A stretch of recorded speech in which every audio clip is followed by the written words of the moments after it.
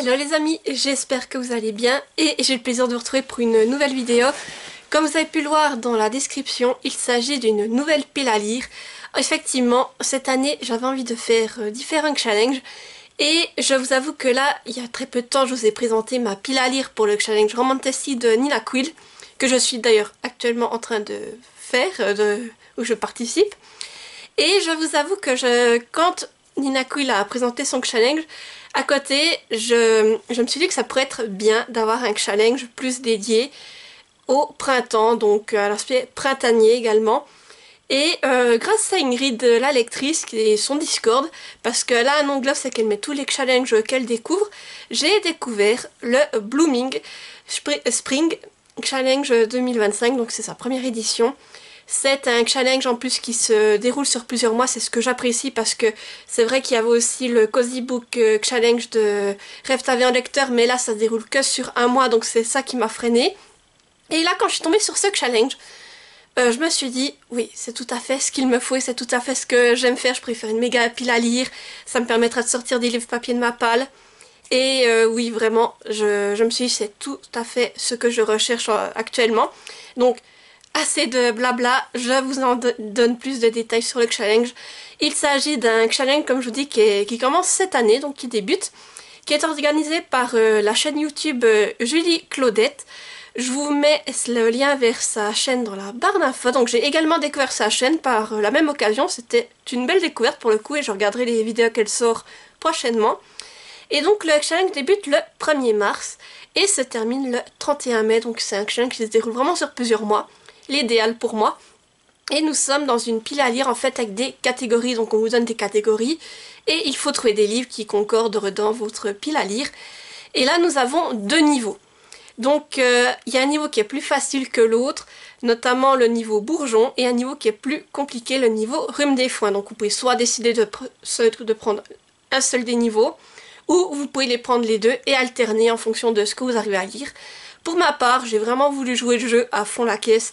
Pour la pile à lire, j'ai vraiment joué sur les deux catégories, et sur les deux niveaux plutôt, et voilà, je vais vous présenter tout cela. Mais si vous voulez en apprendre plus sur le challenge, je vous laisse du coup aller voir la chaîne YouTube de Julie Claudette. Et je vous mets aussi le lien de la vidéo de présentation dans la barre d'infos. Et là, pareil, je vous aurai mis le template qu'elle a réalisé pour le challenge.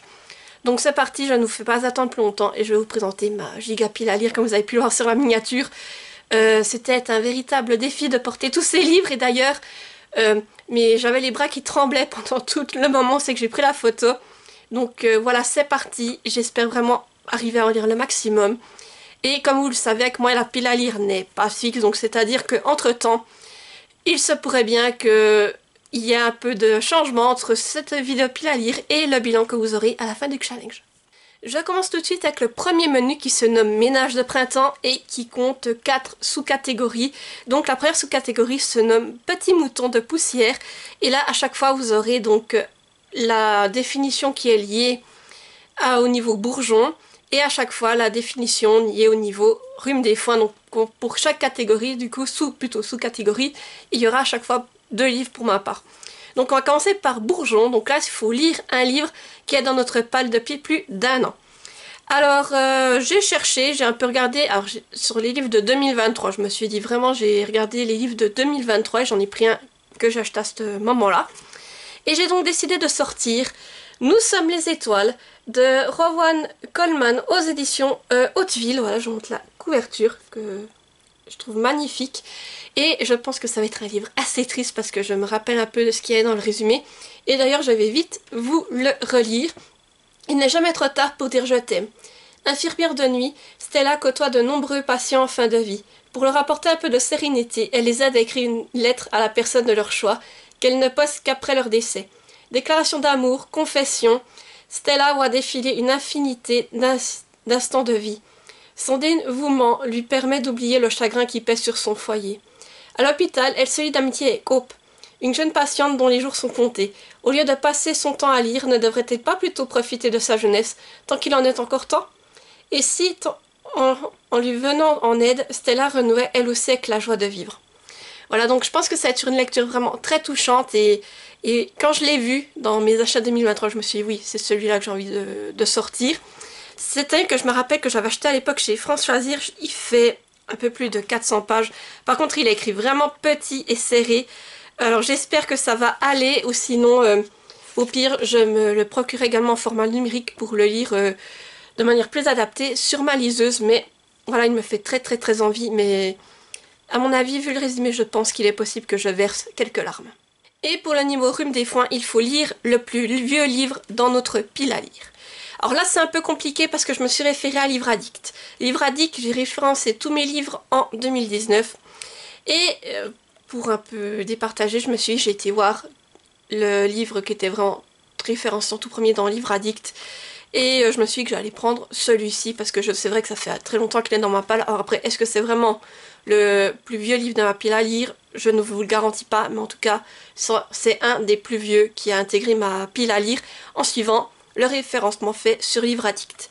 Donc, je vais donc lire Alice à Venise de Caroline Quinn et c'est dans la collection Hachette, donc chez Bibliothèque Verte. Voilà pour la couverture. Donc, vous voyez, c'est un livre que j'avais acheté aussi la toute première fois qu'on a été à la Bourse aux livres à Belfort. Ça fait déjà au moins 5 ans qu'on y va, donc vous voyez, ça fait quand même un moment qu'il est là. Je vous lis vite fait le résumé. Venise, ses canaux, ses gondoles. Alice, Bess et Marion en sont persuadées. La célèbre cité des Doges est le lieu idéal pour passer des vacances paisibles et romantiques. Pourtant, derrière la riche façade d'un palazzo se joue un drame terrible. Le neveu de la duchessa d'Andolo a été enlevé. Tant pis pour les couchers de soleil sur la lagune, il faut débusquer le bandit qui s'acharne sur l'une des plus illustres familles de la ville. Venise livrera-t-elle ses secrets à l'audacieuse détective? Alors Alice, c'est vrai, c'est quelque chose que j'aime beaucoup et de me dire en plus que je pourrais le lire pour Sucshine, ça me fait plaisir. Alors, si je le sors de ma pile à lire, bien entendu. Et je me dis que de lire un Alice, en plus là à Venise, en période printanière, ça peut très bien s'y prêter. Et les Alice, c'est des lectures assez courtes. Hein. Il fait moins de 200 pages, c'est écrit assez grand et assez aéré. En plus, il y a des illustrations. Si je vous trouve juste une en-tête de chapitre pour vous montrer. Voilà.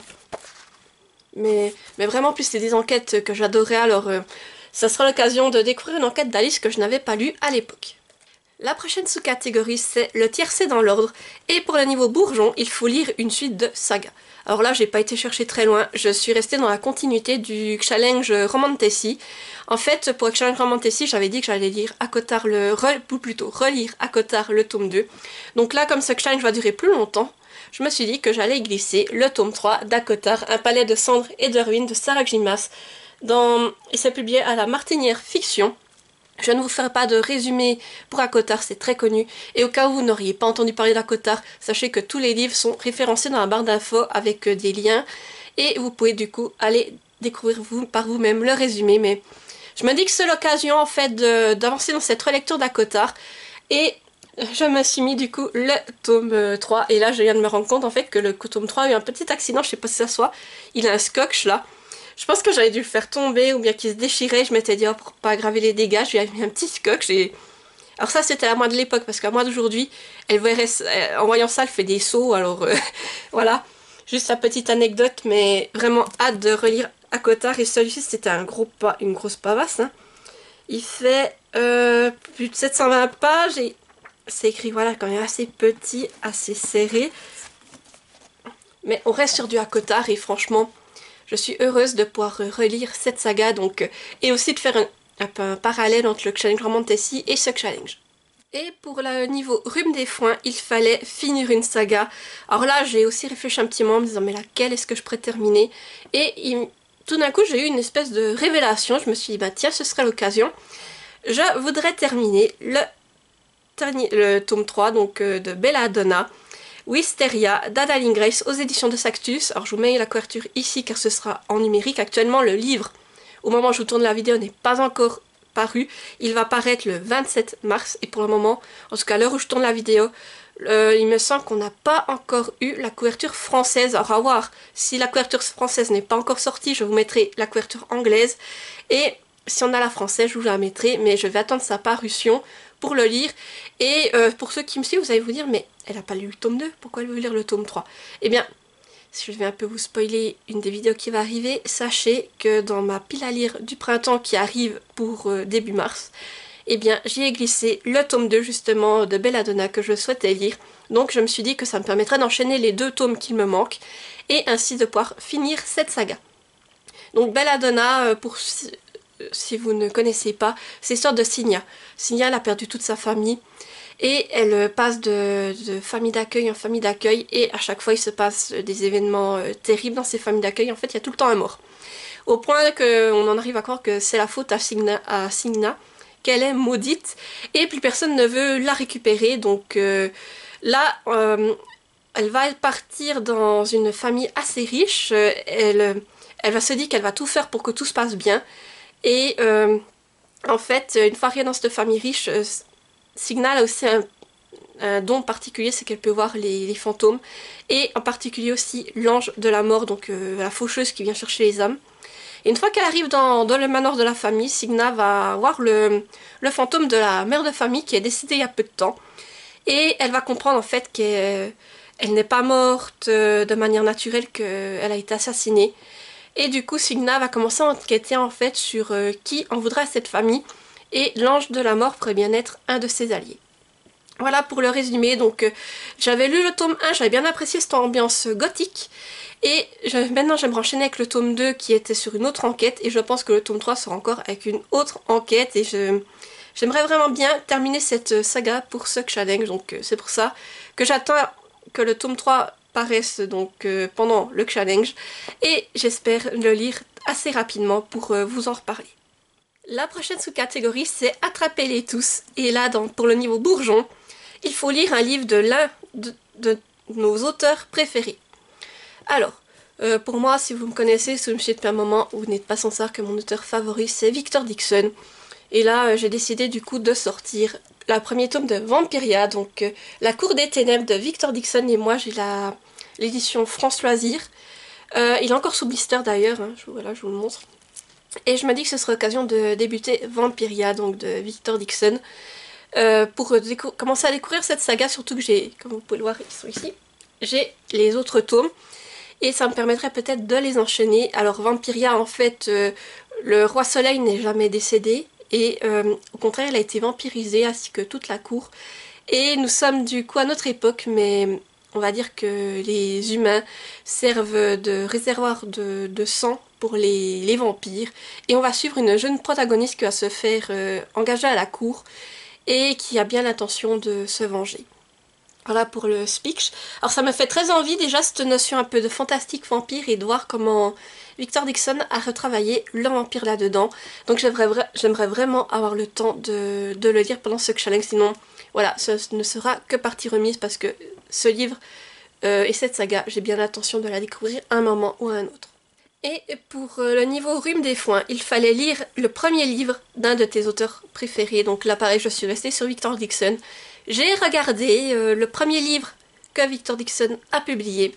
Et il se trouve que c'est en fait un livre à lire qui est dans mon jeu des gommes à pales de cette année. Si vous l'avez raté, je vous le remets dans le petit i, je crois qu'il est ici. Et du coup, eh bien, j'ai sorti le cas Jack Spark, donc la saison 1, Été mutant de Victor Dixon, et c'est chez Gallimard. Donc ce livre a été publié en 2009, c'est donc la première parution de Victor Dixon. Et chez Rimlag, j'ai sélectionné pour mon jeu des gommes à pales, et du coup ça me fera une occasion en plus de le lire rapidement. Mais dans Été mutant, on suit Jack Spark, du coup, qui est insomniaque, il a 15 ans, et il est envoyé au ranch de Red Rock. C'est un camp de vacances qui est dédié aux cas difficiles, sauf qu'après chaque thérapie, disons que Jack commence à subir des mutations. Donc voilà, c'est quelque chose aussi qui m'intéresse car le speech a l'air vraiment très intéressant. Et comme je vous dis, moi, le Victor Dixon, j'ai adoré tout ce qu'il a écrit jusqu'à présent, donc j'ai envie de découvrir toutes ses parutions. Et là, donc, Jack Spark, j'ai les 4 tomes dans ma pile à lire, donc si ça me plaît, ce sera l'occasion de les enchaîner. Et là, on part pour une lecture quand même, pour dire que c'est un poche, il est assez grand, il fait plus de 600 pages, je crois. Oui, plus de 600 pages et c'est écrit, alors les postes d'écriture c'est encore standard, mais assez serré, donc à voir comment ça va se lire. Si je trouve juste un début de chapitre, non, là. Voilà que vous voyez. Mais en tout cas, sachez qu'il me fait très envie et voilà, ce sera une occasion en plus pour le lire cette année. Et la dernière sous-catégorie de ce menu, il s'agit de la méthode Marie Kondo. Dans le niveau bourgeon, ils font lire un livre que tu n'es pas sûr d'aimer. Alors là, pareil, quand elle a expliqué en quoi consistait cette catégorie, je me suis dit, mais c'est bon, le livre, il est tout trouvé. J'en ai d'ailleurs parlé à plusieurs reprises, en disant que si j'appréciais, je continuerai la saga. Si je n'appréciais pas, ce sera une saga qui s'en ira. Donc il s'agit du tome 2 de Caraval, Legendary, de Stéphanie Garber, aux éditions Le Livre de Poche Jeunesse. Voilà, donc je vous montre la couverture. Je ne vous refais pas le résumé, je pense que Caraval aussi, vous en avez entendu beaucoup parler. Mais sachez que pour moi, Caraval, alors ça a été un retour mitigé. J'ai pas du tout accroché à l'univers, au personnage, voilà. Donc je me suis dit, j'avais le tome 2 dans la pile à lire, je me suis dit voilà, à essayer. Voir si ça passe mieux avec le tome 2. Mais si le tome 2 il passe pas, eh bien ce sera un abandon de saga. Et c'est vrai que suite à l'expérience que j'ai eue avec Caraval, ce tome 2, je ne suis vraiment pas sûre d'aimer, j'y vais quand même en me disant peut-être que ça peut être une belle surprise. Mais j'ai des doutes. Et on part quand même sur une lecture qui fait plus de 500 pages et c'est écrit quand même, alors l'écriture c'est quand même standard et assez aéré, mais voilà. Donc, même, je pense que si dès le départ je vois que ça ne le fait pas, je pense que ce sera un abandon direct parce que je ne vais pas m'amuser à lire ce livre alors que derrière j'ai tout ça qui m'attend, qui est encore dans la pile à lire. Voilà. Donc c'est sa dernière chance, on va dire. Et pour le niveau rhume des foins, il fallait lire le livre le moins bien noté de ta pile à lire. Alors là pareil, j'étais sur Livre Addict, j'ai regardé les moyennes qui ont été attribuées au livre de ma pile à lire et j'ai regardé lequel était le moins bien noté. Donc il s'agit de Trilogie des survivants, le Arène 1, Les chasseurs d'esclaves. Donc c'est de Morgan Rice et apparemment je n'ai pas trouvé d'éditeur, ça doit être en auto-édition. Je vous mets la couverture ici car c'est un livre en numérique. Et alors j'ai relu le résumé, je me dis le résumé ça peut le faire. Voilà. Et après j'ai été voir les avis qui ont été faits dessus. Et je vous avoue que j'aurais peut-être pas dû parce que ça me donne pas du tout envie de le lire, mais pareil, on va essayer si on a le temps. Et si ça passe pas, bah, ce sera un abandon, mais j'aurais quand même essayé. Je vous lis du coup le résumé. Quand sa sœur est capturée par des chasseurs d'esclaves, Brooke part en mission de sauvetage et s'associe à Ben, un autre survivant dont le frère a lui aussi été enlevé. Ce thriller d'action se déroule dans un monde post-apocalyptique où les personnages devront faire face aux choix et aux sacrifices les plus difficiles de leur vie. Voilà, donc comme je vous dis, le résumé a de quoi me plaire. Maintenant, à voir comment c'est fait, et comme je vous dis, déjà la note et les commentaires me font peur, mais on va quand même essayer de tester si on a le temps. Le prochain menu se nomme Ostara, et la première sous-catégorie est Un matin de Mai Fleury. Pour le niveau bourgeon, il faut lire un livre avec des fleurs, donc ça peut être ou avoir des fleurs sur la couverture ou dans le livre, dans le résumé, mais il faut qu'il y ait des fleurs quelque part. Moi j'ai plutôt cherché sur la couverture à chaque fois qu'il fallait trouver quelque chose, ou éventuellement dans les résumés si on en parlait. Donc ici j'ai décidé également de poursuivre une saga, je ne pensais peut-être pas la poursuivre aussitôt, mais voilà, elle rentre dedans. Donc il s'agit du tome 3 d'Il était une fois, La princesse au petit pois d'Eloïsa James aux éditions Julie. Je vous mets la couverture ici car également c'est une lecture en numérique. Alors pour les fleurs, comme vous pouvez le voir, la dame sur elle, elle a un bouquet de fleurs, donc ça rentre parfaitement dedans. Je vous lis donc le résumé. Par une nuit d'orage, Olivia Lytton frappe à la porte du duc de Sons après que sa calèche a versé dans le fossé. Sublime apparition, ses longs cheveux dénoués ruissellent, sa robe trempée souligne des courbes somptueuses. Éblouie, Queen ne peut s'empêcher de lui voler un baiser. Lui, le mathématicien de génie, impénétrable aux émotions, s'embrase soudain pour cette femme au franc-parler déconcertant et au langage fleuri. Aurait-il enfin trouvé sa duchesse? Mais n'est-il pas déjà fiancé à la sœur d'Olivia, très précisément?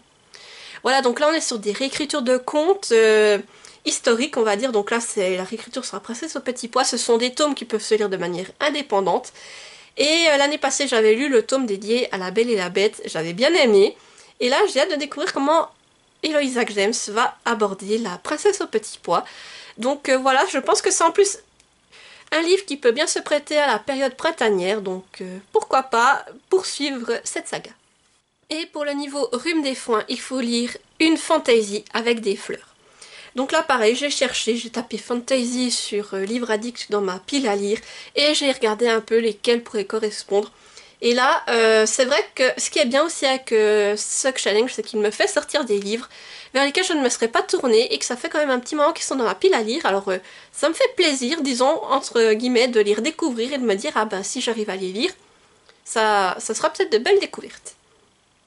Donc là, effectivement, j'ai donc sorti le premier tome de La couleur du mensonge d'Erin Beauty aux éditions Lumen. Alors, je ne vais pas vous lire le résumé de Lumen, ce sont des gros résumés.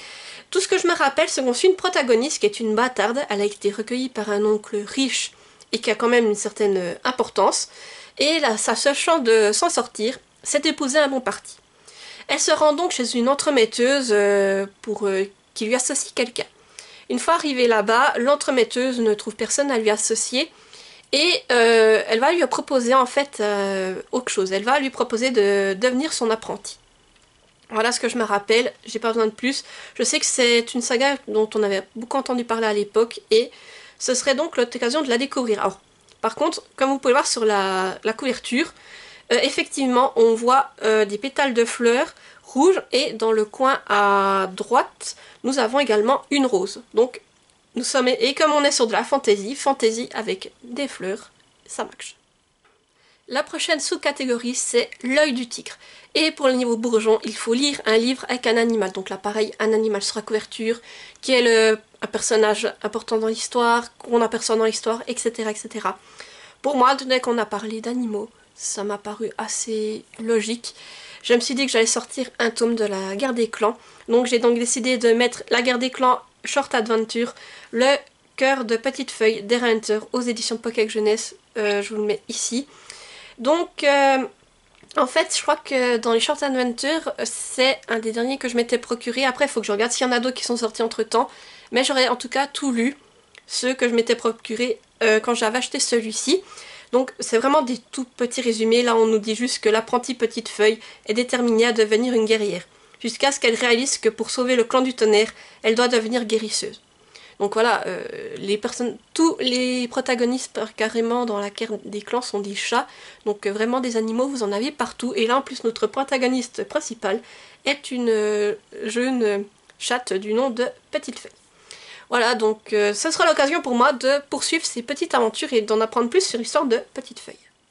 Et pour le niveau rhume des foins, il fallait lire une SF avec un animal. Donc là pareil, j'en avais une en tête et effectivement ça passait parfaitement pour ce menu. Il s'agit donc de Le Jardin des Chimères de Johan Elio aux éditions Scrinéo. Voilà. Donc vous avez déjà des animaux sur la couverture et c'est une science-fiction. Je vais vous lire le résumé, vous allez mieux comprendre. Alors que la planète entière assiste à l'extinction de la quasi-totalité des espèces animales, les scientifiques fabriquent en série des Animbots, robots aux allures d'animaux, et des chimères, créations génétiques rares. Sans scrupule, un chef mafieux met aux enchères la tête des dernières bêtes sauvages et exploite tous les moyens pour acquérir personnellement le pan-tigre, la nouvelle chimère dévoilée au monde. De son côté, Descartes, jeune activiste écolo, défend la cause des derniers animaux dits naturels, contre son père, le brillant généticien à l'origine des chimères. Très vite, il rencontre Tania, web reporter orpheline de 16 ans, qui l'intrigue terriblement. Quand le pan-tigre est enlevé et parvient à s'échapper, le dieu a priori mal assorti se donne une mission folle. Sauver la vie de l'animal emblématique et l'emmener au sanctuaire, où se meurt la dernière girafe sur Terre, et dont personne ne connaît l'emplacement exact. Donc oui, et comme vous pouvez le voir, nous sommes bien sur de la science-fiction, et nous allons rencontrer pas mal d'animaux, que ce soit des animaux que l'on connaisse ou des chimères à l'intérieur de ce livre. Donc ce serait l'occasion également de le découvrir. Il s'agit d'une lecture de un peu plus de 370 pages. C'est écrit quand même assez grand et assez aéré. Et c'est vrai qu'il m'intrigue depuis un certain temps, donc ce serait l'occasion de le découvrir. La prochaine sous-catégorie, c'est Sous la lune des tropiques. Et là, pour un niveau bourgeon, il faut lire un livre avec la lune ou le soleil. Donc là, pareil, qui est mentionné dans le titre. On voit une image de lune ou de soleil sur la couverture. Voilà, pareil, vous le prenez comme vous voulez. Là, j'ai été chercher avec le mot lune dans le titre. Et ce serait l'occasion de commencer une nouvelle saga avec Les Brumes de Cendre-Lune, le premier tome, Le Jardin des âmes de Georgia Caldera aux éditions J'ai lu. Je vous mets également la couverture ici car c'est une lecture numérique. Et je vous lis le résumé. Dans le royaume de Cendre-Lune, les dieux épient les pensées des hommes, et leur exécuteur, l'ombre, veille à condamner tous ceux qui nourriraient des envies de rébellion.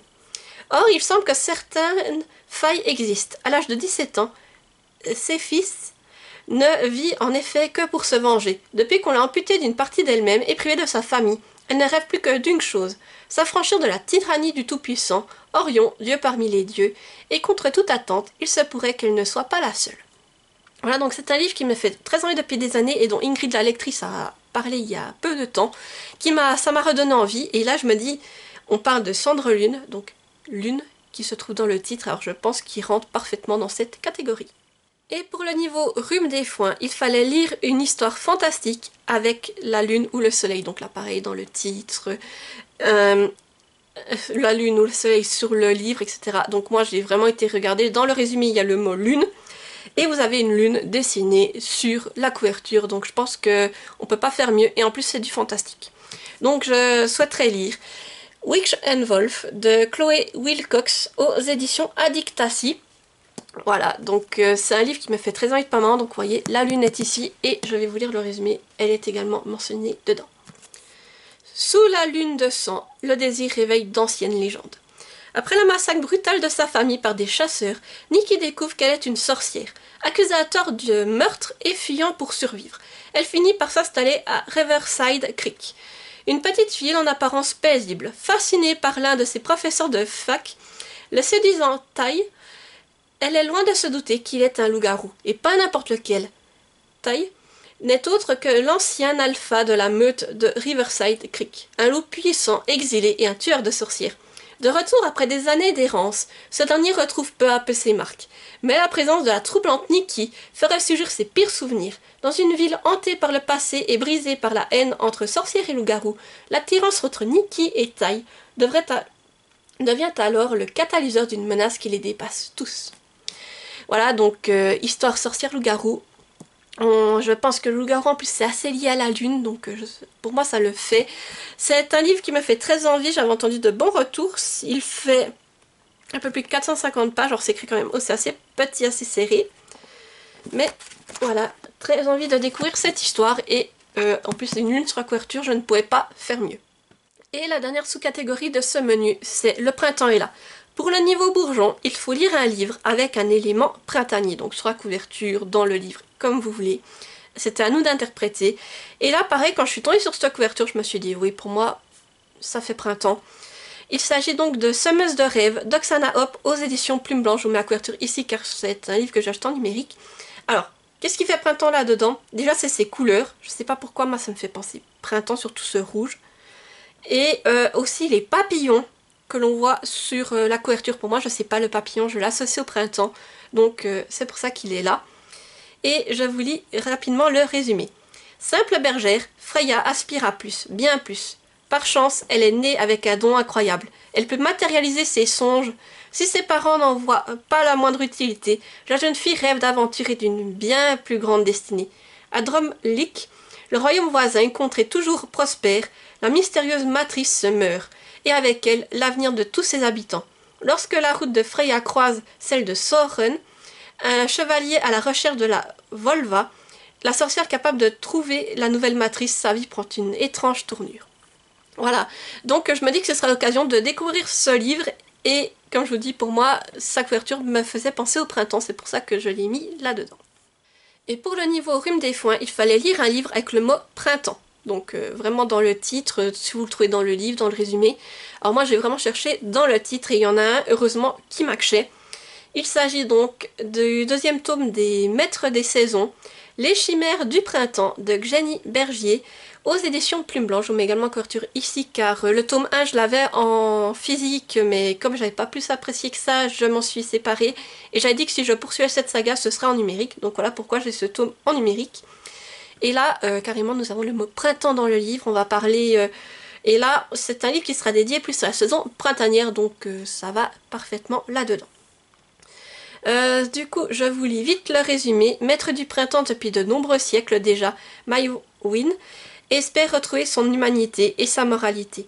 Doux, pacifiste et rêveur, le bel Irlandais entame enthousiasme la liste des tâches confiées par les étoiles. Sa quête guide alors ses pas vers Dahlia, étudiante, musicienne et maman d'un petit bonhomme dont les gazouillis rythment sa vie. Seulement rien n'est jamais offert, surtout pour un maître des saisons. L'heure est venue d'assumer ses choix et d'affronter les conséquences de ses actes. Voilà, donc là dans ce tome, dans le premier tome c'était plus dédié à l'hiver, on découvrait plus ici un peu de Jack Frost. J'avais envie de dire, en tout cas le personnage s'appelait Jack. Et ici donc ce sera plus sur un personnage qui est lié au printemps avec une toute autre histoire, donc à voir comment cela va se dérouler. Et le dernier menu se nomme donc Cottagecore, avec sa première sous-catégorie, montre à gousset. Pour le niveau bourgeon, il faut lire un classique. Donc là, j'ai réfléchi longtemps parce que moi, les classiques, c'est pas mon fort. Et après coup, je me suis dit, mais si, ça peut le faire. J'ai donc décidé de lire Les Aristochats, donc c'est de Walt Disney, dans la collection Hachette, Bibliothèque Rose. Alors vous allez vous dire, mais pourquoi un classique? Eh bien, on parle des grands classiques Disney. C'est donc pour moi, grand classique... ça rentrait également dans classique, ça rentre dans classique au cinéma, mais également je pense sous la forme de livre. Donc c'est pour ça que j'ai mis celui-ci, voilà. Si ça vous va pas, tant pis, ce sera comme ça pour moi, parce que on parle vraiment de grands classiques du cinéma, et je me dis, bah, pourquoi ça ne marcherait pas en livre également. Donc j'avais redécouvert Les Aristochats, donc c'est une vieille bibliothèque rose, elle fait, c'est pas très long. Oui, il y a même un peu moins de 150 pages et c'est écrit assez grand aéré, et puis vous avez des illustrations, donc vous voyez, je pense qu'il devrait être vite lu. Alors ça, je l'avais trouvé dans une bourse aux livres pour même pas 1 euro, je m'étais dit, ben, ce sera l'occasion de découvrir les Disney de ton enfance. Et du coup, voilà pour le classique que j'ai choisi. Et pour le niveau Rhume des Foins, il fallait lire un classique moderne. Alors, pendant la vidéo de présentation, elle a bien précisé que pour elle, les classiques modernes, c'était des livres dont on a beaucoup entendu parler. Donc par exemple Harry Potter pourrait en faire partie, Hunger Games, etc. Alors moi j'ai pas été chercher bien loin, je me suis dit tant qu'à faire, autant continuer à mettre des suites. Je me suis donc mis le tome 3.5 d'Acotar, Un palais de glace et de lumière de Sarah Grimas, aux éditions La Martinière Fiction, toujours, voilà. C'est le tome qui fait un peu le parallèle entre l'histoire de Fer et l'histoire de Nesta. Et comme ça m'a permis de terminer ma relecture à Cottard et de me lancer justement dans le tome 4 que je n'ai jamais lu, qui sera une découverte. Donc ici c'est un tome de transition, il est plus petit, mais il fait quand même plus de 300 pages, et la taille d'écriture c'est comme pour l'autre tome d'Acotar. Mais voilà, ce sera l'occasion de bien avancer et surtout de terminer ma relecture à Cottard pour me relancer et pouvoir enchaîner avec le tome 4 que je n'ai jamais lu. La prochaine sous-catégorie, c'est un amour ardent. Pour un niveau bourgeon, il faut lire une romance. Donc là, pareil, j'ai été voir dans les dernières romances que je m'étais procurées, et il y en a une qui me faisait très envie. Il s'agit de Geek in Love, de Laure Arbogast, en auto-édition, je mets la couverture ici, et le résumé est très court. Je suis au bord du précipice. À l'instant où je vais sauter, une jeune femme me sauve la vie. Avec son caractère bien trempé, Jessica m'aide à prendre mon destin en main. Quand elle m'abandonne, tout s'écroule à nouveau. Pour la rejoindre, je suis prêt à tout. Donc c'est une histoire aussi, je crois, qui est assez courte, elle fait 200 pages environ, donc je me dis que c'est l'occasion de découvrir la plume de Laure dans une romance plus traditionnelle, parce que moi je l'ai vraiment connue dans du fantastique mêlé à de la romance. Et là ce sera vraiment l'occasion de la découvrir sous la romance contemporaine, et je crois qu'il y avait un petit préquel pour expliquer vraiment la rencontre, il fait 30 pages, donc lire le petit préquel avant et ensuite enchaîner avec celui-ci. Mais en tout cas il me fait très envie et c'est l'occasion de découvrir une nouvelle fois la plume de Laure dans un style plus contemporain. Et pour le niveau Rhume des Foins, il fallait lire une Romantasy. Donc là pareil, des Romantasy j'en ai en stock, mais j'ai décidé d'en mettre une que je n'avais pas mis dans la pile à lire du Challenge Romantasy. Et je me suis dit que ça pourrait être l'occasion de sortir le premier tome de Lightlark d'Alex Aster aux éditions Lumen. Ouais, j'ai l'édition collector, il est encore sous blister. Je montre la couverture. Et derrière, il y a juste noté: le centennal commence. Pour rompre la malédiction, l'un d'entre eux doit mourir. Alors, c'est pas grand chose comparé à certains résumés Lumen, mais pour vous en dire un peu plus, si mes souvenirs sont bons, mais sur différents peuples qui ont été maudits. Ils ont chacun une spécificité. Et toutes les temps de temps a lieu le centennal. Et du coup, on envoie un membre de chacun des peuples sur une île, il me semble, pour s'entretuer. Et celui qui gagne voit sa malédiction levée. Et on va suivre l'un des peuples dont la malédiction, c'est justement que s'il tombe amoureux de quelqu'un, cette personne meurt.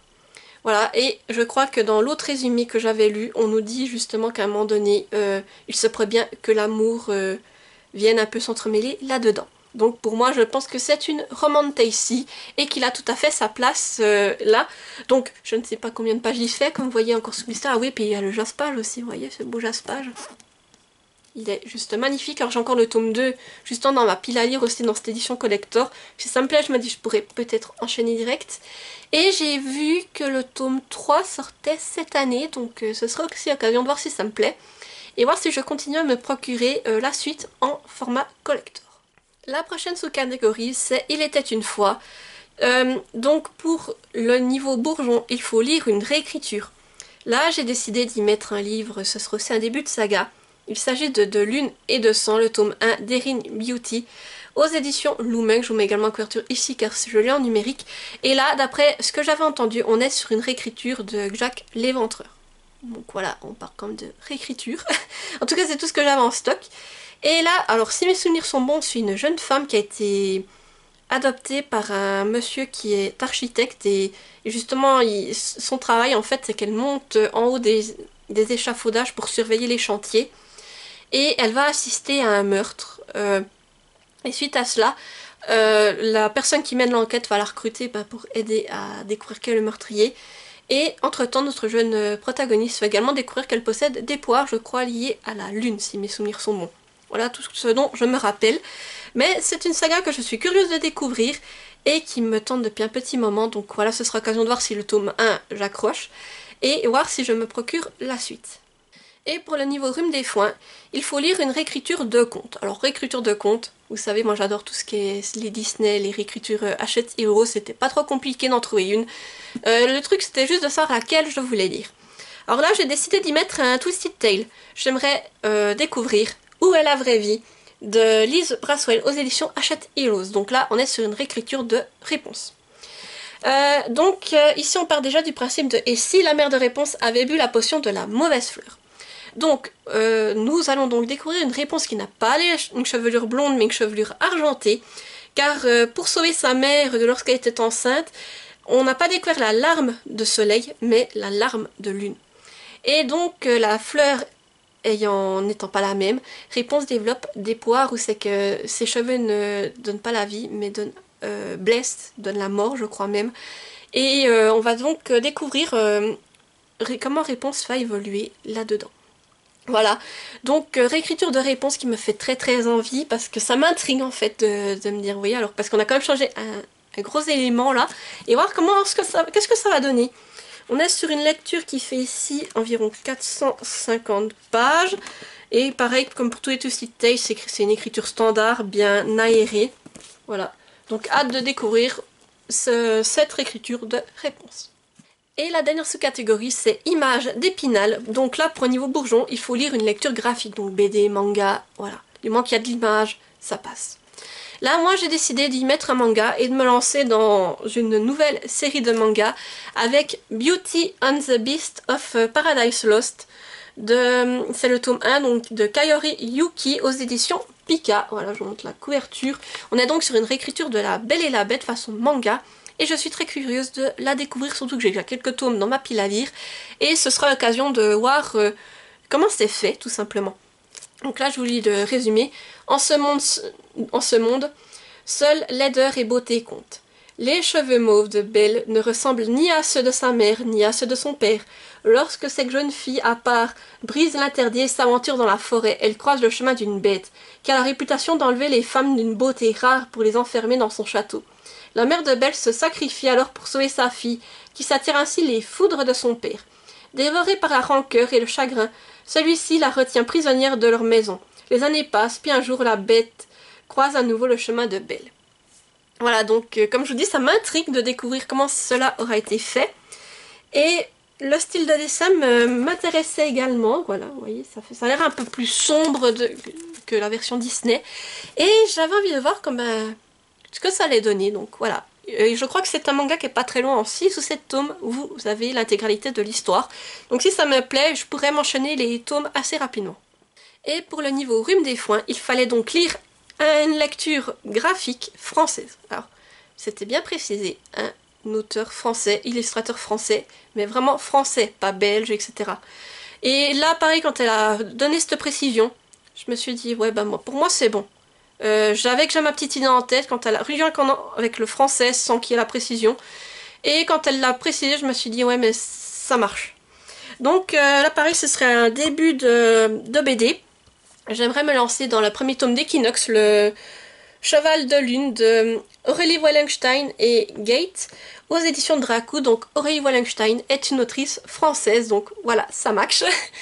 Et c'est vrai que cette BD me fait très envie. Je crois que j'ai les 3 premiers tomes dans la pile à lire, il y en a 5, donc il devrait bientôt sortir au moins le tome 4, je pense. Et ce sera l'occasion de découvrir cette BD qui a l'air vraiment magnifique. Alors si mes souvenirs sont bons, c'est des jeunes femmes on est dans un monde où les gens peuvent se transformer en animaux, donc nos jeunes femmes elles peuvent se transformer en chevaux.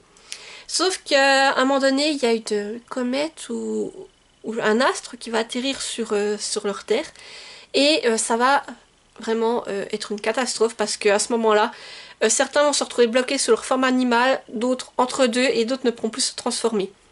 Et donc je crois que nos protagonistes vont enquêter sur ce qu'il se passe. Donc oui, c'est une BD qui me fait très envie, surtout avec les graphiques que l'on peut voir.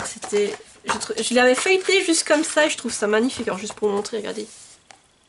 C'est juste la première page hein, quand vous ouvrez, mais c'est magnifique. Oh, si je... Voilà. Pour donner... Vous voyez, j'adore ces dessins et ce sera l'occasion de découvrir cette BD qui me fait vraiment très envie. Et voilà, j'arrive au bout de cette pile à lire. N'hésitez pas à me dire en commentaire si vous aussi vous pensez participer au challenge, si vous le découvrez. En tout cas pour moi c'était une découverte, mais une belle découverte. Et j'espère vraiment avoir le temps de lire un maximum de ces livres. Comme je vous ai dit, il est fort possible qu'en fait il y ait des switches entre temps, que certains que je vous ai présentés, tout d'un coup il y en a un autre qui me fasse plus envie. Je me dis bah tiens, on va le remplacer dans telle ou telle catégorie. Et vraiment je suis... C'est un challenge, comme je vous dis, qui m'a parlé directement par ce côté printanier et par sa durée, tout simplement, parce que, comme je vous dis, moi je suis pas adepte des petits challenges qui durent pas très long. Là, c'est un challenge qui dure quand même un certain temps, qui m'a permis de sortir pas mal de livres de ma pile à lire, et ça va me permettre un peu aussi d'alterner entre le challenge roman de Taïsi, ce challenge et mes autres piles à lire que je me suis constituée. Mais voilà, en tout cas, j'ai vraiment hâte. Et comme d'habitude, n'hésitez pas à me dire en commentaire si... Donc vous aussi vous participez au challenge, ou si vous avez lu un de ces livres et ce que vous en avez pensé, qui sait, si vous me dites que vous avez eu un énorme coup de cœur pour l'un d'eux, peut-être que ça va me motiver à le sortir tout de suite de ma pile à lire et le dévorer. Et si vous êtes trop timide pour laisser un commentaire, comme d'habitude, mettez-moi un petit emoji. Là, comme nous sommes sur une pile à lire, vous pouvez me mettre les 3 livres qui sont empilés, ou pour jouer avec le côté printanier, vous pouvez mettre des fleurs, une abeille, un papillon, ce que vous voulez qui rappelle le printemps. Et comme d'habitude, n'hésitez pas à mettre un petit pouce en l'air pour soutenir la vidéo, à activer la petite cloche pour ne pas rater celles qui vont suivre, et à vous abonner car ça fait toujours plaisir et surtout ça soutient la chaîne. Sur ce, je vous dis à tout bientôt pour une nouvelle vidéo et portez-vous bien. Bye bye!